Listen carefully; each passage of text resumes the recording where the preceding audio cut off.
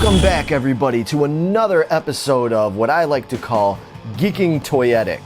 I, of course, am your host, Larry Roberts, one of the Geeking Poetic Podcast crew, and I'm here to talk about my favorite subject, namely toys. In this episode, I'm going to take a little bit of a different approach and talk about a bunch of the new toy releases that have come out across several different lines because, honestly, I've gone on a bit of a toy buying binge lately. There's been a bunch of cool new stuff that's come out and hit the retail shelves as well as online shopping, and I want to let you guys know about it before it all sells out, or before you go spend your money on some other stupid stuff that then you're going to regret that you bought it and everything, and you're going to be like, Larry, why didn't you tell me about this other stuff first? And I'll be like, dude, I tried, I'm sorry. So I'm on it. But before I delve into those new toys, I want to talk about something awesome, which is your viewer comments and questions. One of the main reasons we started this channel was not only because we wanted to talk about all the geeky stuff that we were into, but we wanted to talk to other geeks out there like you guys and hopefully get to know you and find out what you're into and just talk about stuff like this. And we get really excited when you guys give us your comments and your questions, and we're going to get to some of those right now. First off, we got a great comment from none other than Attack of the Killer Podcast. If you guys don't know about this podcast, it's awesome. They're part of the Prescribed Films Network, which we are a part of, and their show is excellent. It's funny, it's informative. If you're into horror stuff, man, they're all about it, especially indie horror stuff. You definitely need to check out their podcast. In their comment, Attack of the Killer Podcast says, "Love this. Show us all the toys. Jason requests some Transformers love. Great show." Thanks so much for the comment, guys. As far as Transformers goes, I know that I should probably be way more well-versed in Transformers because I do dig them, but I do not have a lot of Transformers in my collection. I know. How could everybody at home is going, how can you not have Transformers? They're like the coolest toys from the 80s. Well, I will debate that, but in any case, I was a little bit old by the time the Transformers came out, and so I only kind of caught the very beginning of Transformers toys, and I had a few of them. I do have a few in my collection, but as anybody that knows Transformers knows, it's huge. Transformers is very expansive, and you have Beast Wars and all the movies and the cartoon and all this other stuff, and I will get into it. I'm going to talk about it, but it's probably going to be a little bit down the line, so I'm going to leave you all hanging for that one. Maybe in the meantime, I'll buy some more Transformers toys, because it gives me a good excuse. Another viewer going by TTT Arms 1970 asks the question, Geeking Poetic, own any Micronauts, Larry? Micronauts. Micronauts. I think I've heard of Micronauts, but I don't know, I might have a couple of them. Dude, yes, I totally love the Micronauts. It's one of my favorite toy lines of all time. I'm obsessed with Micronauts. I have every Micronauts comic that came out, both of the original Marvel series that came out in the 70s and 80s. I've got the new ones that came out later. I'm all about Micronauts, so you just asked the golden question. And so the not so short answer to that is, yes, I'm going to be talking about Micronauts. I own quite a few of them, and I will be delving way into them. The viewer also went on to ask, can you recommend any good websites or ways to get rid of old toys? I have original toys that I've had for 40 years, and I need to get rid of them. Thanks again for the questions, dude. As far as getting rid of toys, I mean, there's so many different ways to do it. You can go to eBay. That's the most common way that people sell their toys. You can go to flea markets, you can take them to toy shows. You're better off selling directly to collectors as opposed to trying to sell to a store or to another toy dealer or something like that, because you're not going to get that much for it. Not even saying that because the dealers are shady, although some of them are, but the point being is they're not buying for themselves, they're buying it to make money. A lot of them do it as a job, and so obviously they're not going to offer you as much, and you got to trust that they know what they're doing and that they're going to be fair with you about it. So if you don't want to deal with eBay like a lot of people don't want to be bothered with, or you don't want to go to your local flea market or toy show at the bingo hall and rent the table and have to deal with all that stuff, I suggest looking online, going to places like Facebook, and look up some of these toy collector forums. Most of the time on there, people are trying to buy, sell, and trade.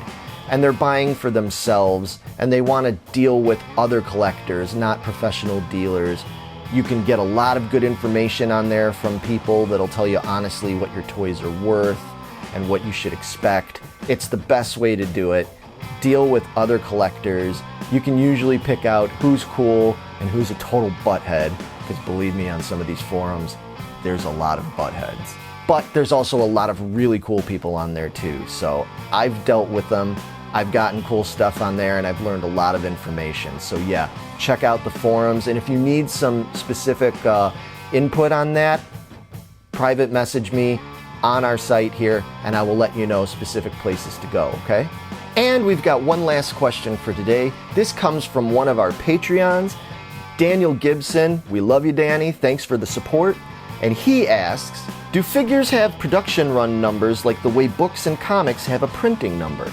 I was just wondering if a first run figure would be more valuable, and is there any way to determine such? Danny, thanks so much for your question, and the answer to that is yes, sometimes. While with many toy lines out there, there's no way for the general public to know the production numbers on them. That's a lot of times just inside information amongst the companies. But some toy companies decided to use the production number thing to their advantage. Back in the 1990s, when the whole toy collecting thing really started to pick up steam, toy companies started trying to devise ways to get people to buy more of these toys. You had everything from fancier packaging to more upscale sculpting of figures. And then, of course, they started trying to do variants with paint variants and all sorts of weird production changes along the way. But some companies, like Playmates Toys, for example, devised a whole system of numbering their figures, where if you looked on the bottom of the feet of the action figure, there would be a little number under there. Now, what that number was supposed to signify was where it fell in the production run. So for example, if this Tasha Yar figure from Star Trek The Next Generation had been produced in a number of, say, 100,000 of them, you would look on the foot of the figure and find out where that figure was in its production run. Inevitably, on the aftermarket, you'd find people selling ones with a low production number for a lot more money. Now, the whole numbering figures thing has not gone away entirely. There are various different companies that still use that. For example, Mego Toy Company has recently started putting out their figures with little gold stickers that have a serial number on there so you know where it falls. Dracula, for example, is supposed to have a limited production number of 10,000, but mine is number 472. Now, whether that matters to anybody, it just depends on the individual. Some collectors really like having the low numbers and they might pay a premium for it, and other collectors, like myself, just really don't care. Just give me the damn figure, I don't care about the number. And then, of course, you start getting into figures that have been produced in a first run and then they reproduce them in a second run and all that stuff. Sometimes you can signify those things, but usually it doesn't really matter. The only time it makes a difference is if there's a running production change in the figure itself, like a paint change or a sculpting change or a packaging change. Those kind of things will make a difference in the value, but otherwise, you just never know. So there you have it. I hope that answered you guys' questions. Please keep the questions coming in. I love answering this stuff, so let me know. What do you need to know? Ask Lair.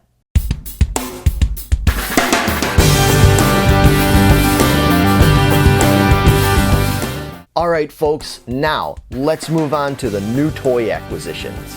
Since I was just talking about Mego Toys and answering the questions a few minutes ago, and my last episode was all about the history of Mego Toys and the new stuff they had coming out, let me show you some of the newest things they just released. So like I discussed in the last episode, Mego did have a little bit of a bumpy start in 2018 when it relaunched, but it's been getting progressively better with each new wave, especially in the stuff like the horror figures and the Star Trek figures. One of the figures that was released recently from the horror line is this awesome Nosferatu figure. Clearly based on old Max Schreck, seamstress Rachel Baker did a wonderful job putting this costume together for this figure. The detail on the stitching there and the buttons and everything is just amazing. Sculptor Sean Sampson did a great job on his likeness with that head. I mean, look at that face. Looking at this figure, you can easily picture this jerk creeping down your stairs trying to bite you on the neck at night. Another cool inclusion to the horror line is this awesome werewolf figure. Now, Mego's already put out a couple of werewolf figures, or Wolfman figures, in the last couple of series. Not to mention the classic old werewolf figure they had in the Mad Monster series back in the mid-70s, which is one of my favorites. But what makes this werewolf figure unique is the fact that he is flocked.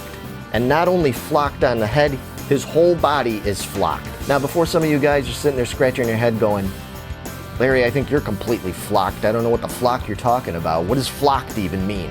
What I mean by flocked is it's a process where they put lifelike hair or fur onto a figure by spraying this substance all over it that ends up emulating fur, basically.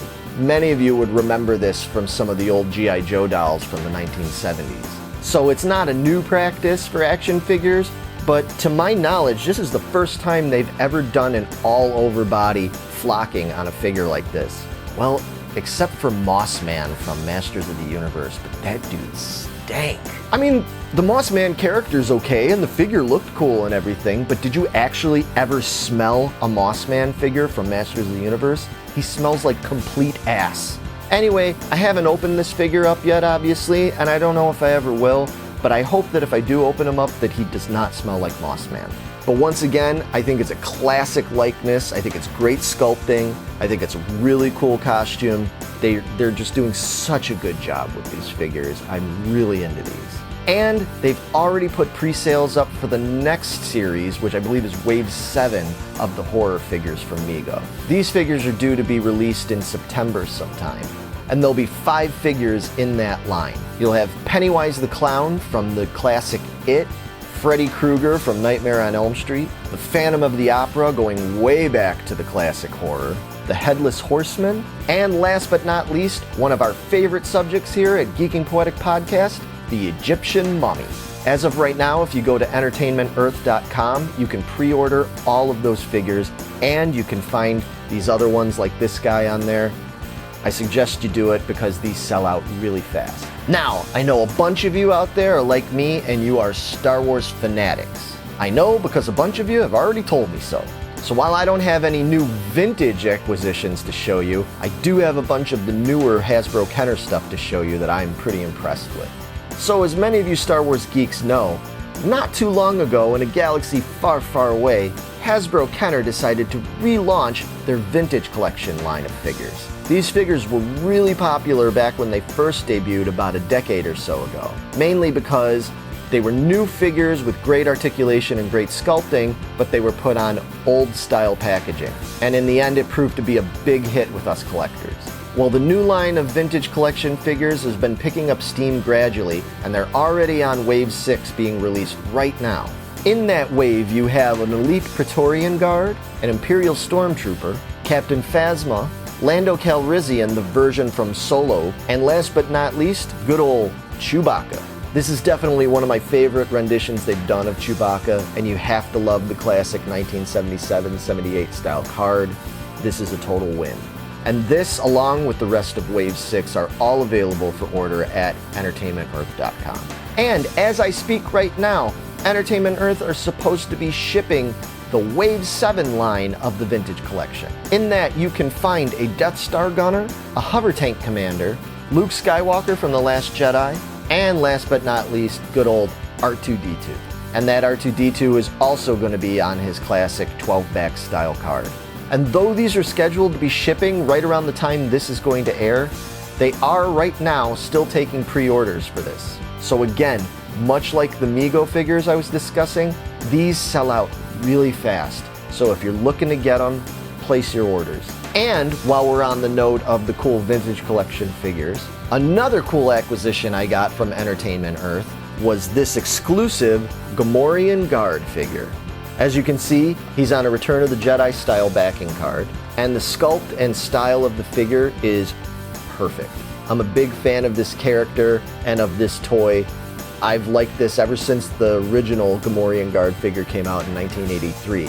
which in my estimation was one of the coolest figures from the Return of the Jedi line back then. This one definitely lives up to it, if not surpasses it. And to my knowledge, this is an exclusive figure, once again from Entertainment Earth. And as of this filming, this is in stock. You can order it right now. And no, before anybody asks, this is not a paid advertisement for Entertainment Earth. It's just the place where I get all this cool stuff most of the time. So yeah, this figure in particular, I highly recommend it. Moving on real quick to the 6-inch Black Series figures from Star Wars. Another really popular line of Black Series figures that have been selling like hotcakes lately have been the Star Wars Black Series Archive figures. Now what these are carded versions of figures that had been released initially in the early days of the Black Series in their boxes. Those figures are long gone, long out of production, and they're very hard to get, and as such they command a premium on the aftermarket. Realizing that a lot of collectors are new to collecting Black Series figures and that there's such a demand for certain characters that they produced 6, 7, 8 years ago, they decided to release them as the Archive set. The first series of them had Boba Fett, Luke in his X-Wing outfit, IG-88, and the much sought after and impossible to find Bossk. These figures have been selling pretty well, especially Boba Fett, which seems to be the chase figure from the set. And so just recently, they started shipping the Wave 2 of the Archive figures. Here I've got the Scout Trooper, which is really cool because he was never available on his own. You could only get him as part of the Biker Scout set. Now I have the Biker Scout and Bike set. It's a great set, but it didn't last very long on the shelves, and a lot of people missed it. So this is a great opportunity for collectors to get a Biker Scout figure. In addition to him, there's a re-release of the Anakin Skywalker figure from Revenge of the Sith, Darth Maul, and last but not least, the much sought after Black Series Yoda figure. All of these Black Series Archive figures are currently available online at places like Entertainment Earth and other outlets, in stock or at the very least available for pre-order. And if you're one of those people like me who doesn't mind ordering online but you prefer to be able to find them on the shelves in a store, speaking for myself, I've had pretty good luck finding these Archive figures at stores like Meijer and even occasionally Target stores. Places like Walmart, I've had no luck finding any of these new Star Wars figures because I don't know what Walmart's doing anymore. Their Star Wars section is pathetic. So if you have a Target or especially a Meijer store in your area, I would regularly check them out to find these figures. And real quick, they have been putting out limited numbers of pre-orders for more of the retro figures. Now these pre-orders keep selling out really quickly. Not to mention that Target just recently put on their website that they have a rainbow-colored prototype Darth Vader that was a San Diego Comic-Con exclusive and was released in retro-style packaging. If you see one of those available for retail price, I highly suggest picking it up. They keep putting small batches of them up for sale online, and within minutes they sell out again. These Star Wars retro figures are proving to be super hot. So if you get the opportunity to get these, don't wait. I highly suggest you grab them, especially that Comic-Con version of Darth Vader. Even if he does look kind of silly and look like he was dipped in rainbow sherbet. That's the fun of prototypes, folks. Alright folks, well it's about that time that I talk about my Geek Seek of the Week. In this segment, I like to focus on a toy or a toy line that might get a little bit overlooked or it's a little bit forgotten, but it's a classic nonetheless. And with a little bit of hunting and perseverance, you can find a really good deal on it. So, going back to 1984, superhero toys had kind of suffered a bit of a downfall. By the start of the 1980s, Mego Corporation was basically on its last legs, and by 1982 it had all but become extinct. The main problem with that is Mego were the main ones who were putting out superhero toys. Up to that point, they had the license to put out both Marvel and DC action figures. So with them gone, there was a void. Also during that time, other toy lines came in and sort of took over, like G.I. Joe, A Real American Hero, Transformers, and Masters of the Universe. But kids still loved superheroes, and Marvel Comics knew that, and so did Mattel Toys. So together, Marvel Comics and Mattel decided to come up with a concept for a new limited series of action figures based on the Marvel superheroes. So at the behest of Mattel Toys, Marvel started working on a 12-issue limited series that would feature most of the main characters, both villains and superheroes, all fighting against one another. No, I'm not talking about Infinity War and Endgame. I'm talking about the galactic battle that predated that by several years that I know as Secret Wars. The Secret Wars miniseries ended up being a huge hit with kids and collectors. It was a little bit of a convoluted storyline, but it captured all our imaginations, and it was the first time we had seen that big of a battle and that big of a crossover of heroes in basically forever. And it also famously introduced the black suit Spider-Man. You know, the whole symbiote thing that later became Venom. If you don't know what I'm talking about, just look it up. So fittingly, along with the successful miniseries, Mattel also had a fairly successful run of action figures based on Secret Wars. Now, all of the figures were roughly around 4.5 inches tall, with a fairly limited 5 points of articulation, which wasn't all that uncommon back then. But they did accessorize them with things like removable claws or guns, or even these shields, which had a lenticular feature in there that if you twisted it a certain way, it would change the picture. Now, I kind of got why Captain America had a shield, but why did everybody need a shield? And it was really cool because we finally got some characters in action figure form that we had never seen before. Wolverine, Kang, Electro, Doctor Doom, Dr. Octopus, Falcon, Daredevil. Hey, these figures had their limitations, but man, we were so excited to finally be able to play with these characters. Unfortunately, the figures didn't do very well in the long run. Excitement over the whole Secret Wars miniseries petered out pretty quickly. And by this point, toy lines like G.I. Joe and Transformers featured so much more in terms of playability, points of articulation, and all the cool stuff you could do with it that suddenly handing kids a 5 points of articulation figure like this with these kind of goofy poses, well, let's just say it was bound to fail in the long run. There was even a second series of these figures that featured cool characters like Baron Zemo and the black costume Spider-Man that were released in very limited numbers. In fact, there were even some characters like Iceman and Constrictor that were never even released in the United States and ended up being shipped off overseas for sale there because retailers here just didn't believe in the line anymore.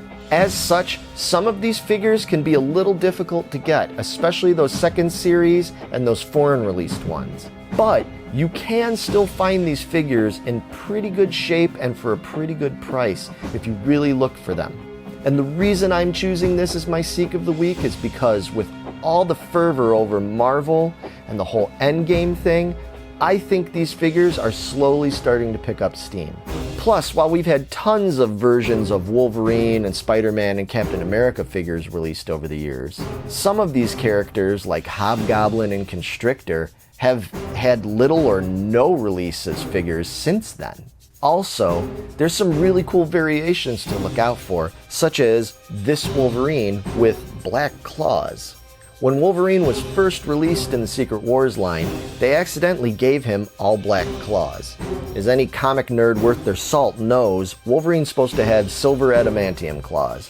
Black claws is not going to cut it. So in a running production change, they moved it over to silver claws, and the black claw version is a very difficult to find variant. However, making this a particularly cool Geek Seek of the Week is the fact that a lot of people out there do not realize what they have. And I've had luck, obviously, coming across black clawed variants out in the wild looking for action figures. Now, if you find a collector or a dealer that has a black clawed one and they know what this is, they're going to ask a premium price for it. But I've found a lot of people don't realize what they have, and you can find these black claw versions for a pretty cheap price if you really look for them. It's an easily overlooked variant that a lot of people don't realize they have. Plus, in recent years, there's been a big resurgence in interest in the whole Secret Wars storyline, with all new takes and stories added to the whole Secret Wars mythos. Not to mention there's a lot of rumors and speculation that the Secret Wars storyline might be touched upon in the MCU. So you know, especially if they touch upon any kind of stuff from Secret Wars in the Marvel movies, all these comics and the toys are going to explode. So my suggestion is, while you can still find them and before they get overly expensive, start looking for Secret Wars figures. They're kind of simple and they're kind of goofy looking at times, but there's a charm to them, and I think they're worth having. And don't forget to look out for those black claws, bub. Alright folks, so that's it for another episode of Geeking Toyetic. Thank you so much for joining me here again. I love talking about toys with y'all. Please leave your comments and suggestions and everything else in the comment section below. Check us out at our website and on Facebook. Check us on Instagram. Make sure you like, subscribe, follow, tell your friends about this. I want to hear from all of you, and I will be back very soon with another episode full of cool stuff. So on that note, see ya. I'll be back soon. Me and Wolvie here are gonna get the flock out of here.